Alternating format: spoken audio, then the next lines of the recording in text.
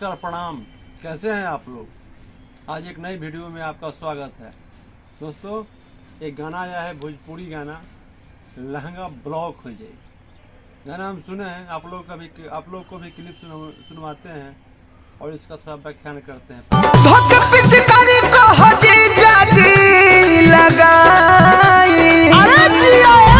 पिचकारी जीजा लगाई पिचकारी, तो जीजा का पिचकारी लगा, उस घोड़ा लगा, उसी गधा लगा हुआ। तुम्हें शर्म है? थोड़ी मर्यादा रखिए।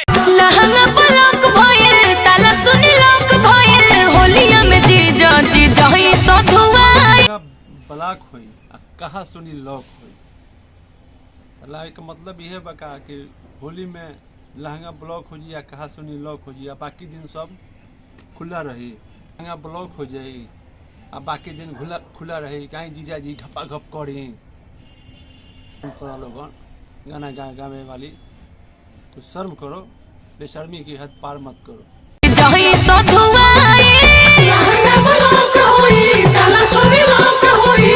बाकी दिन मजा मारत रहो का जीजा जी कि होली में उनका के छोड़ देलू कि सधुआए खातिर, और बाकी दिन मजा दिलू तो होलियो में मजा दो। ये कौन तरीका है कि होली में सधुआला छोड़ देबू जीजा जी के।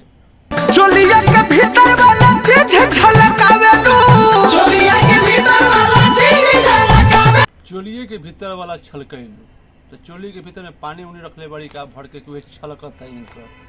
अरे चोली के भीतर में तो पानी ना रखा।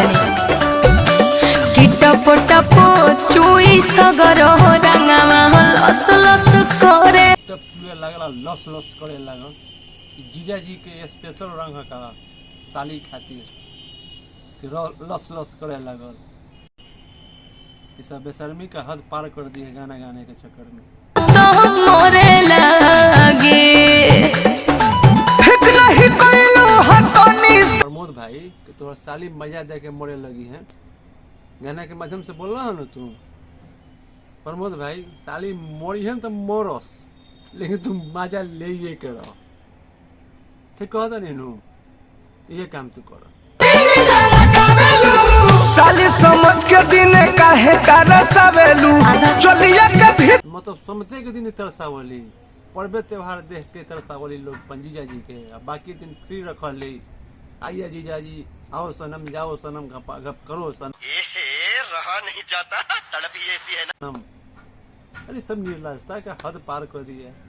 जब बाकी दिन फ्री है तो सम्मत दिन काहे बंद कर रहे हो, उस दिन भी फ्री करो। नहीं तो ऐसा गाना मत गाओ। इन सब के वजह से ही अश्लीलता फैल रही है। इस अपना व्यू पाने के चक्कर में भोजपुरी को बर्बाद कर रही है। ऐसा चाहे प्रमोद प्रेमी हो या कोई भी गायक हो, यही कह रहा है। अपने गाना के माध्यम से अश्लीलता पूरा परोस रहा है। मजा आया, और मैं ये जो मजा है हिंदुस्तान के हर व्यक्ति को देना चाहता हूं। ऐसे अश्लील फूहर गीतों का विरोध कीजिए, ऐसे ऐसे गायकों का विरोध कीजिए, ऐसे ऐसे कलाकारों का विरोध कीजिए, क्योंकि भोजपुरी को जो बर्बाद कर रहे हैं उनका विरोध जरूरी है। और भोजपुरी को शुद्ध भाषा बनाया जाए, इसमें हम आप सहयोग करें।